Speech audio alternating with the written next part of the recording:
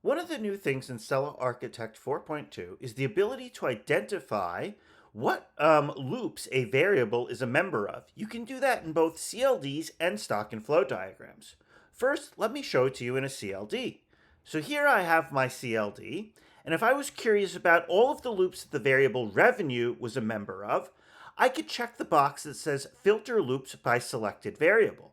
Because I have revenue selected now, only loops with revenue are shown in the CLD loops panel.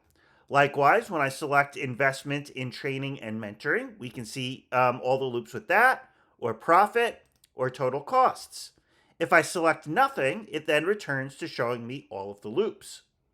If at any point in time I want to see all of the loops, even if I have a variable selected, I can uncheck filter loops by selected variable.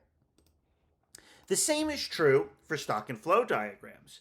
If I run this market growth model, you'll see that I get all of the LTM information, and we can see all of the loops that are available in this model.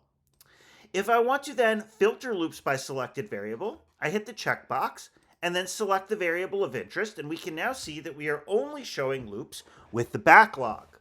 And if I click on the recent shipment rate or the delivery delay, the number of loops in the table adjusts to match what is in the selection.